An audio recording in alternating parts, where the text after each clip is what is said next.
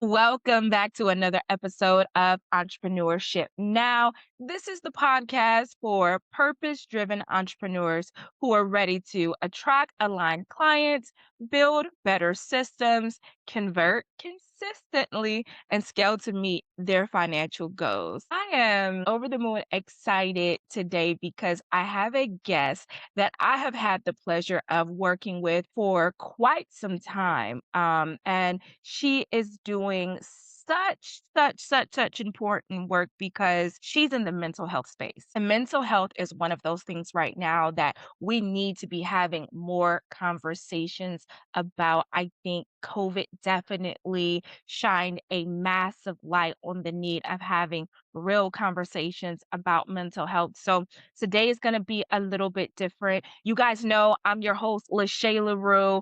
I am your business strategist and coach for this season of growth. And wanting you guys to grow in your business, I also want you guys to grow personally. So without further ado, I want to introduce my dear friend, Katherine. Welcome, Katherine. Hey y'all. Well, thank y'all so much. Thank you, LaShay. I really appreciate this opportunity to, like you said, shed light on things that we don't really talk about because of stigma, which is mental health challenges. So, a little bit about me and what I do. I am a licensed professional counselor supervisor. My background is as a clinician, and what I have done with that is use that as a jumping board, if you will, to help people with burnout.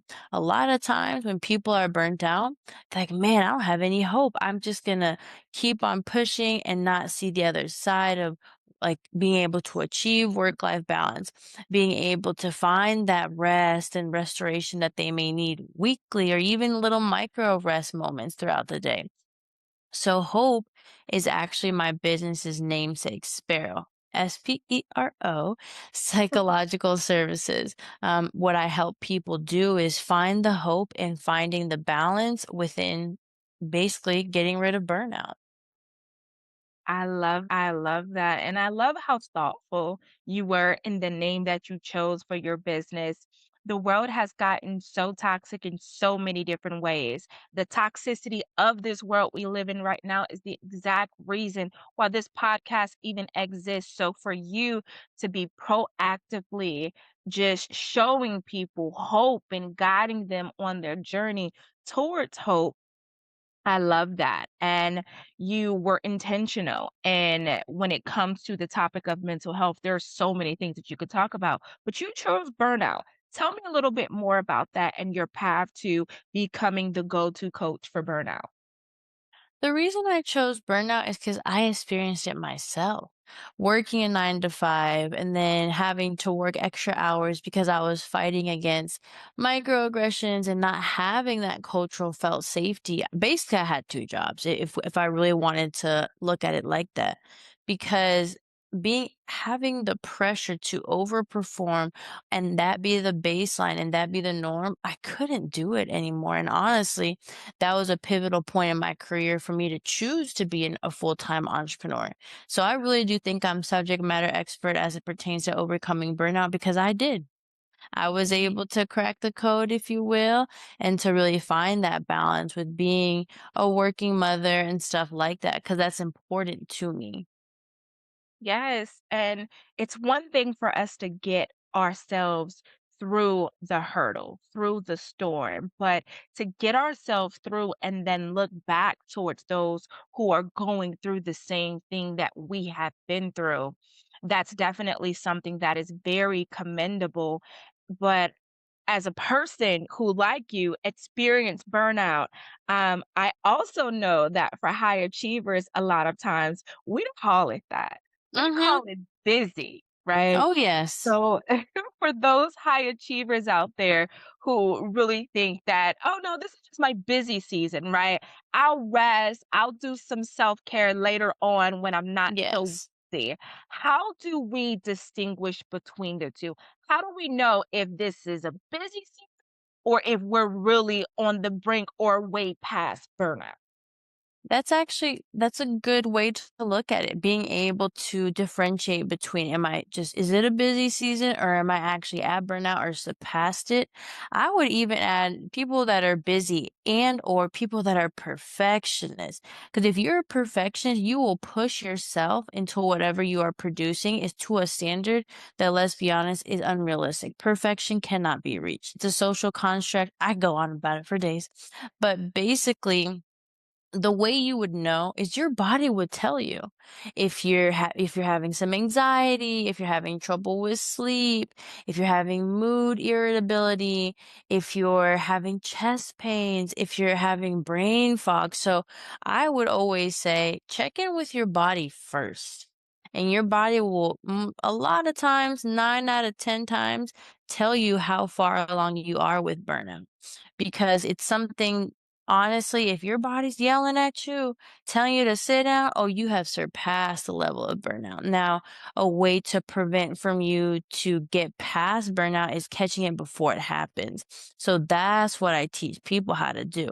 How do I manage everything that I'm doing in an efficient and an effective way where I don't get to burnout and and even worse, surpass it? Yeah, because again, as a person who has lived through that, it really does start to affect every aspect of your life, right? The Hmm. burnout might have originally happened because of the work that you do. And as an entrepreneur, you're busy wearing so many different hats. You True. are the content creator, the content editor, the service provider, the financer, the everything, right? Hmm. Bookkeeper, and you're wearing all those hats, and it can get to be a bit much, right? And Of then before course. you know it, it's affecting your relationships. Then before you know it, it's affecting your friendships. Then before you know it, it's affecting the way you view you. Mm. So it definitely is one of those things that needs to be addressed. And I know Hmm. that you have a program that helps people to go through the process. And when it comes to being a high achiever and being an entrepreneur, you're busy wearing all the hats. You are Hmm. the content creator, the content editor, the service provider, the accountant, the financier. You're everything, right? And when you're Hmm. wearing all those hats, it is very easy to fall into a burnout stage. And pretty soon it's spilling over into every aspect of your life. Pretty soon it's spilling over into your relationships with your family, your friends, your significant other. And even worse, it can get to the point where it starts to affect the way you view you, right? Hmm. And I know that you have put together a program to really help people to prevent from falling into that state where life feels like it's starting to fall apart. So I would really like for you to share with my audience a little bit more about how you came up with this program and then what it actually looks like. What steps does a person need to take in order to prevent burnout? Got you. So my coaching program is called Resiliency. Now, names and stuff like that mean a lot to me. I think it carries weight, and it's how we lead with certain things in our lives. So, which is why I put a lot of intentionality not only in my business name but also in my coaching program. So it's Resiliency. I'm a Colombian American. I am a salsa lover. Not so much dancing, but chips and salsa more or less. And what was important to me is that part of who I am would come across in what I'm teaching. Not only having experienced burnout myself and seeing, thankfully, the other side of it, being able to break that up into modules was helpful for me to organize what I know in order to teach it. Because the way you know if you are a subject matter expert is if you're able to teach something.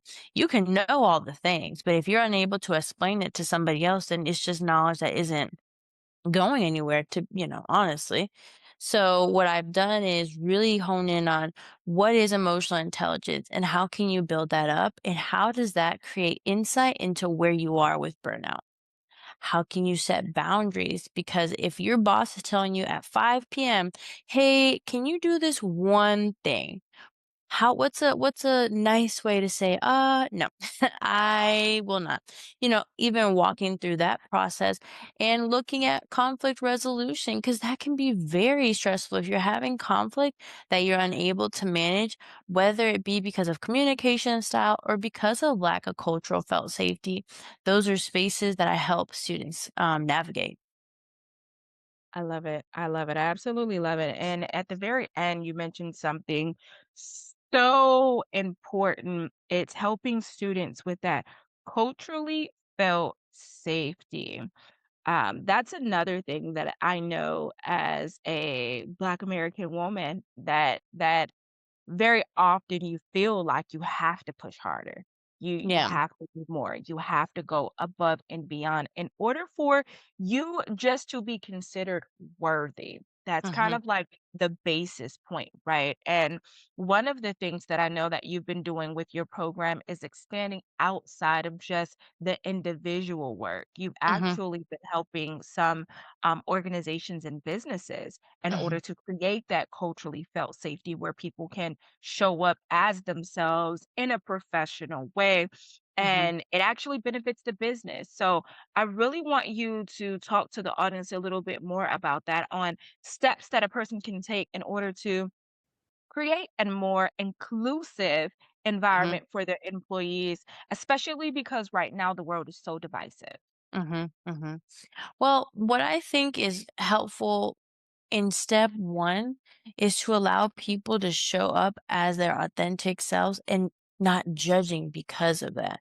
So I am a very vibrant individual. I talk with my hands. I love having loud nails, or I wear my hair curly or different, what have you. I think it's important for employers to embrace that and not push away from people's individuality. Now, granted, there's levels to this. There are parameters and policies in place for very valid reasons. It's just more so creating an environment where people don't have to work triple to code switch all day, to pretend to laugh at jokes that just are not funny as it pertains to microaggressions and stuff of that nature. So that would be my first recommendation, is to be inviting and welcoming and really breaking down what that even means for you as a person and then for your organization as an entity. Yes, I love that you said that about the judgment aspect of it because a lot of times I feel like some employers choose to get so caught up in things that at the end of the day have nothing to do with the quality of work a person is able to do.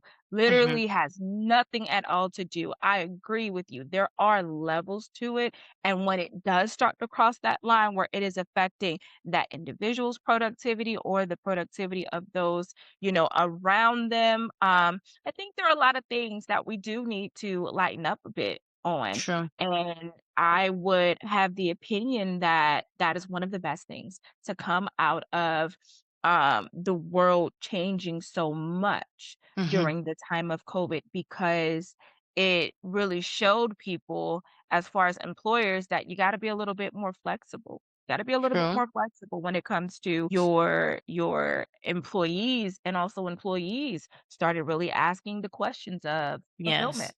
Am Mhm. I satisfied in this position? Am I Mhm. comfortable with the work that I do daily? Is this something that I can see myself doing really long term? And for some people, the answer was no.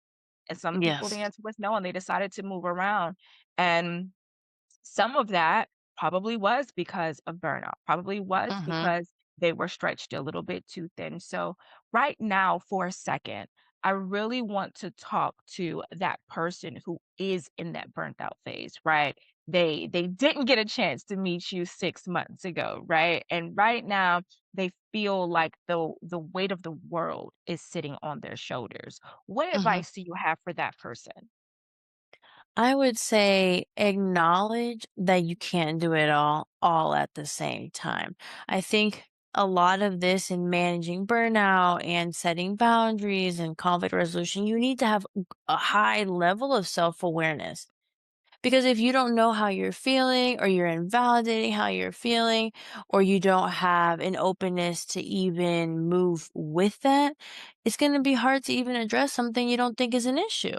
So that's what I encourage people to do first, is really be introspective and be like, okay, is the rate and the speed at which I am performing, overperforming, is that something that I want? And is it aligned with the work that I'm trying to do outside of my 9 to 5, which can be family, friends, significant other, hobbies, what have you. It's just like, is the free time that I'm giving myself, because you can definitely block out time if you want to, is the free time that I'm giving myself offsetting the full throttle work environment? I absolutely love that. That's gonna be my new word of the week that will live rent free, introspective, because so many people walk around and they do not self reflect enough. Mhm, Guides me into the next conversation I want to have about self care. Society has gotten to this place where a lot of times we use these words and they're trending, but do we truly fulfill what these words mean? So mhm. I'd love to have a conversation with you about self care. Right? About self-care and what that looks like in the healthiest way, because we both know self-care is not necessarily just going to get a massage, but Mhm. sometimes it is. So, from your perspective as a therapist, what advice do you have for self care? So, the first thing, as a society, as social media gurus that we all think we are, I think we need to shift the notion that we cannot afford self care. Because if we're viewing it as something that we cannot afford, we are thinking about getting your hair done, your nails, massages, and stuff like that. When like as you were saying, Lachey, those are examples of self care. But what is most helpful are the things you can engage with on a regular basis. For me, for example, before it gets really hot in the day, I'll go outside and get fresh air and let the sun hit my face. Another thing that I do is when my daughter, when I have before I have to get her ready for school, I'll set aside time to sit in silence and drink my coffee without any interruptions. So it's just things like that, or even working out. Working out for me has been a good release and a good way to engage in self-care. And let me adjust, not working out, but engaging in body movement, because that can be going for a walk. That can be going to get my mail. And that stuff for me really allows me to like break my focus on what I'm working on and kind of recenter myself. It can be as easy as a 1 minute breathing exercise that you can either just YouTube or look on TikTok, what have you. And that really can reset yourself. I think if we start viewing self care as a reset, to recenter ourselves, I think people will start viewing it as more things that fall under that category than what we're viewing it as now. Well said. Absolutely perfect, because it's about the small moments too. It's not just about these grand gestures. It's about Mhm, being intentional and thoughtful. And I love the way that you described it as a reset. That's what we're really trying to do, get back to a baseline.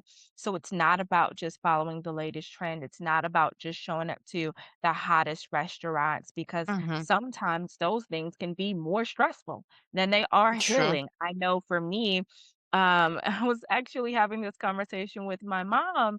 We're going on vacation soon, and she was asking if I wanted to go and get my nails done. And my answer was absolutely not. Because for me, I don't enjoy sitting in a chair for so long. If for me, it actually causes more anxiety. It's not really relaxing because I'm thinking about a million other things that I True. could have done or would just personally rather do. And then Mhm. you got to maintain it. You've got to keep it up. So True. it means I've got to come back to this thing, back to this place. So I think it's a level of two, doing what's right for you, and it's a Exactly. very personal relationship. That's why it's called self-care, not Mhm. TikTok care or social Exactly. media care. It's about what you truly enjoy and what will bring you back to that baseline. Intentionality is the name of the game. And speaking of that, I know that you have not only been intentional in the naming of every aspect of your business, but also in the creation of your business. Tell us a little bit about building a private practice business and as a therapist, because I know there are a couple of career paths that a Mhm. licensed therapist can really go in. So tell me a little bit more about what that looks like and why you made the choice to go to private practice. Well, I think initially, well, it continues to be the flexibility that it affords me. I can make my own schedule. If I don't want to work on a Friday, then I don't. I just need to allocate funds for not working that day because it's not paid time off, it's just time off. And so viewing it like that. Now, what I've been able to do with my business is pivot from seeing clients to now teaching therapists how to be the best therapist for their clients, or also having contract therapists who share the vision of Sparrow and guiding them through their journey of being the best therapist they can be. So initially, I did start off as a private practice owner. Speaking of COVID, I founded Sparrow in 2019, December at that, right before the pandemic started taking off. Now, the good thing is that I started off with a telehealth model. So when everything started switching virtual, I was already ahead of the game because I already had that system set up.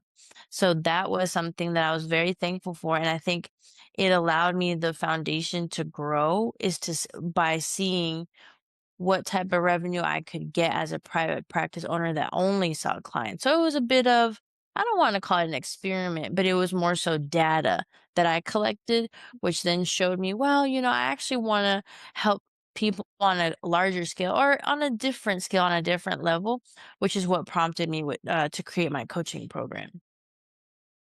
That is so incredibly important. Data. Mm-hmm. Research, looking at what's working, what's not working, really sitting with your business. A lot of times I see entrepreneurs that will come up with the business plan if they come up with the business plan. True. And that's about it. That's about as far as planning really goes. They end up being and operating under reactivity.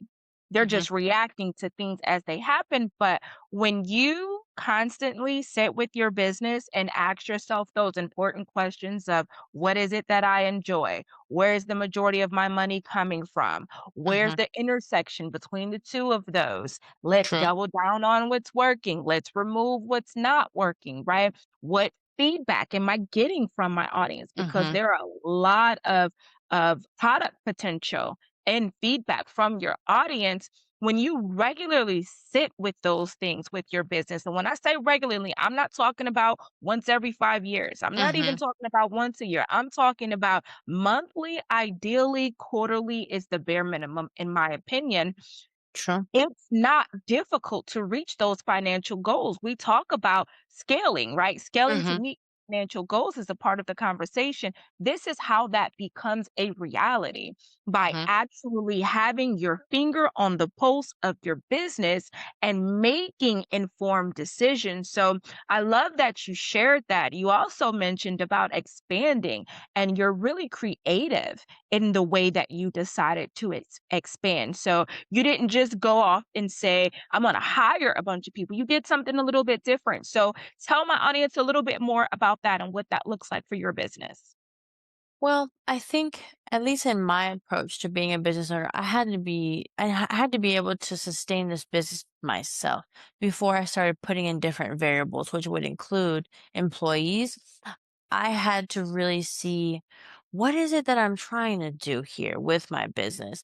Is it selling merchandise, which I've tried to do?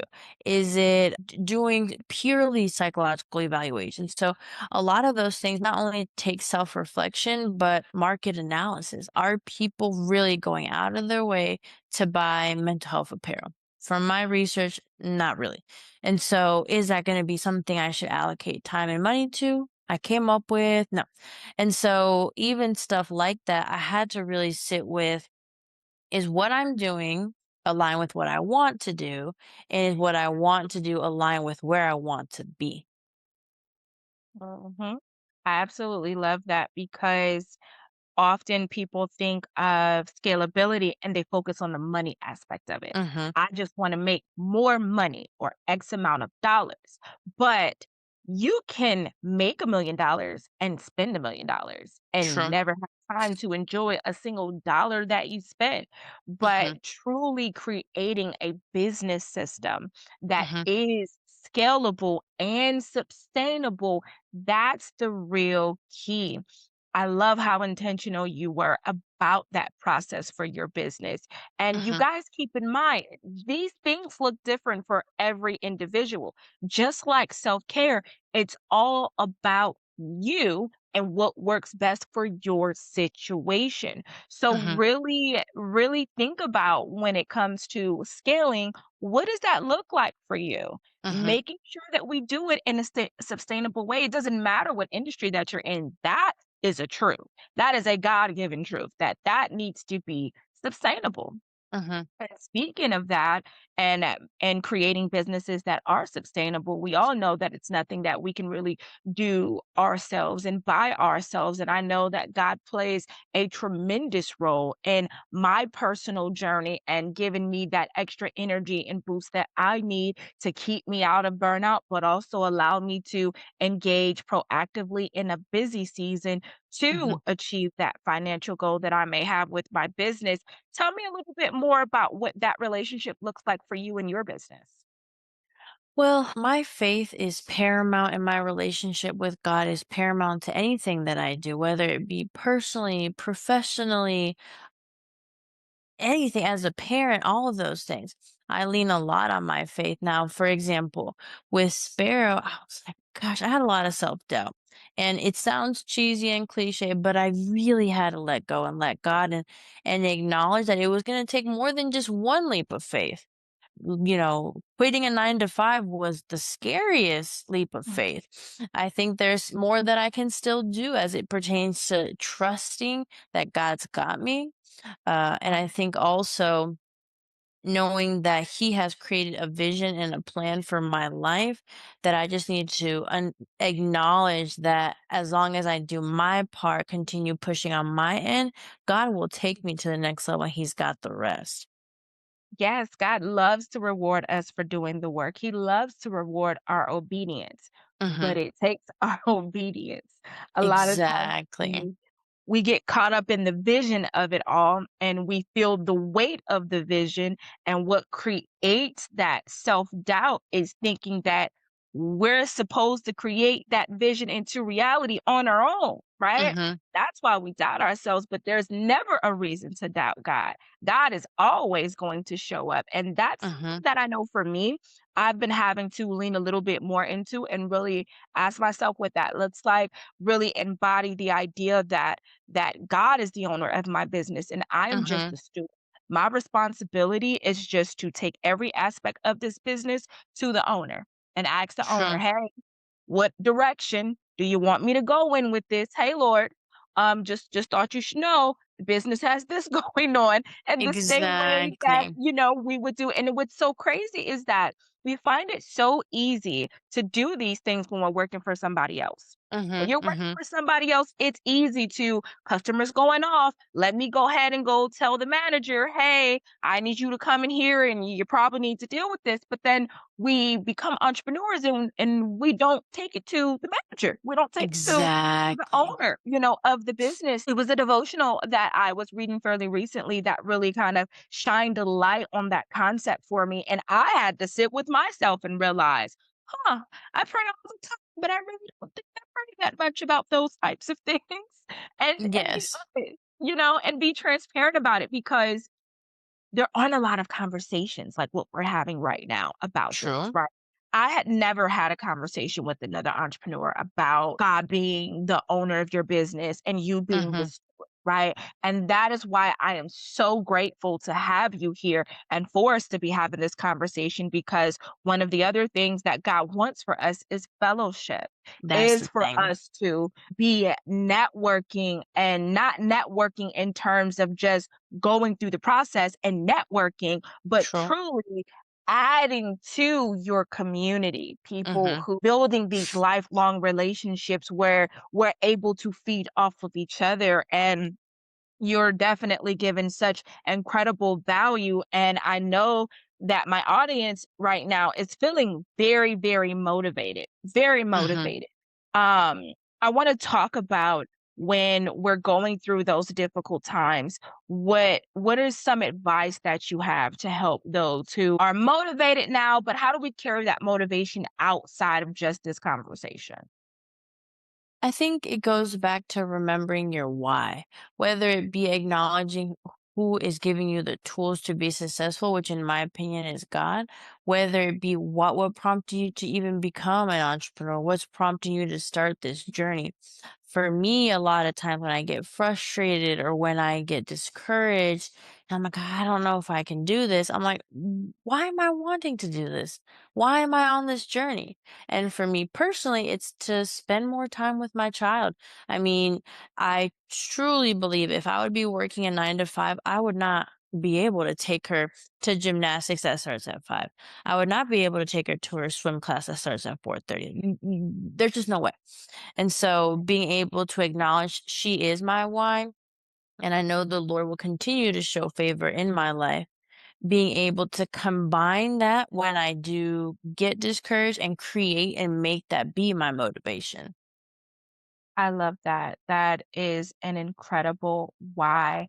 And I know that from my experience, knowing your why is really important. And I say that because it took me some time to realize that I didn't have a solid why of why I Mm, wanted to achieve certain things. I mhm, think that at a certain point for high achievers, we have a habit of making the achievement the goal, right? mhm, And skipping past the journey. So we never enjoy the journey itself. And it's just, I want to achieve this award. I mm, want to achieve this particular title, but why do we mhm, want these mhm, things? And I feel like that's a really big reason of why so many people find that it's very empty at the top. It's mhm, very empty once you've actually achieved that goal, got that title, you've become that PhD, and now you just set a new goal, set a new thing, a new thing for you to achieve because you don't really know what your why would be outside of that. At least that definitely was my experience. I love that you shared the bigger picture of God being your why because that's what it is. The same for me now as well. And that defines everything else that had shown me my why outside of just myself. What is my why? And really showing the world really what it mhm, looks like to be a child of God mhm. outside of the fake Christian image that we see all True. across social media, what it means to truly be a child of God and live by the word. So thank you so much for being so candid and Mhm. sharing that about your personal journey. And I know that in business, it's not always roses, it's not always, hearts and rainbows. What would you say has been the most difficult part for you as an entrepreneur? I think for me, it's been difficult to step outside of my comfort zone. I am an overthinker through and through. So I remember, for example, for whatever reason, creating my website and launching it was difficult. I think it's because I'm a perfectionist. I think it's because I'm like, what if? That's what gets me. What if it's not good enough? What if it doesn't have proper SEO? What if people like it's not going to look exactly how I want it to look on a mobile device, on a desktop? That is what kept me almost paralyzed in needing to get done what I need to get done. And even I'll be transparent. There are certain things that I need to get done for my business today that I'm like, oh gosh, like what if it all for me, it all starts with what if. That's where I'll just be honest, the enemy is trying to get me off track. Like, well, what if I can't do this? But then it's just, but what if yes? As opposed to what if I can't? Like, but what if I can? Like, what if I do? Right. So that's what I'm trying to shift and really hone in on, at least for today, for the stuff that I need to do for my business today, is really focus on what if I can and what if I will. I love that. And I laugh because I know the struggle with that website. Yes, you do. I know the struggle with that website. So Hmm. am so glad we have moved past those days Yes. and we are now saying, but what if yes? Because that is very true. One of Mhm. my favorite passages right now from the Bible is about how today's problems are enough for today. As a Yes. fellow perfectionist or however you would identify that, I have to remind myself of that. We get into these spirals of what if Yes. this, what if that. But in this scenario, and as a systems builder, it Mhm. also shows up in that site. It shows up to where now you've got this like 50-page plan that you are now buried under the weight of, so Mhm. you never do anything at all with it because what if this has a problem? So let's create a new plan for True. that. And what if this has a problem? So let's create a new plan for that. And then now you spend all this time, you're exhausted and nothing has been done. Right? We have Exactly. been Yes. and when we get into that, we forget that what God wants for us is the action. Obedience is action Mhm. action that is purposeful, right? And having a plan that just sits on your computer and the world never gets to see, having a business that just sits in your head as an idea that the world needs to never gets to see, that is not the action that he wants from us, right? He No. wants us to share our gifts, our talents. That's why he gave them to us. He did not give Exactly. us these gifts so we can go and bury them outside and bury them deep within us. He gave us these gifts to share. Mhm. And I absolutely am overjoyed that we've been able to have this very candid and open conversation and that you have shared your story. I know I enjoyed it. I got some good laughs, especially at the end about that website. That definitely gave me a nice little chuckle, but also mainly because I've seen how far you've come. We've been working Thank you. now for well over a year at this Over a point, year, yeah, yeah. seeing where you started to where you are now and confidence and the glow and the way that you're able to impact other lives and the confidence that you're able to really share to them, right? And Mhm. knowing that you started in that place of, oh, no, no, can I? And realizing the answer is that yes, you can. It Mhm. just warms my heart. So I No. have to say I love all my guests, but this episode is one that was really special and near and dear to my heart, Aw. having been a part of that journey. So thank you so much for coming on today. And I want to thank all of my audience for joining us. And I want to make sure that you guys are able to reach out to Catherine, whether it is for joining her program or just saying that I loved your episode and something really spoke to my spirit. You guys will be able to do that by going down to the description, looking at the show notes, and get in direct contact with her. We talked about building our community, and we can't build a community of one. The Lord said, when two or more That's come in true. my name, I am there. And we need to build. We need to build these Exactly. communities. And it happens one conversation, one relationship at a time. Make sure you guys add Catherine to that mix. And until next time, thank you guys for joining. Bye, my cherished loves.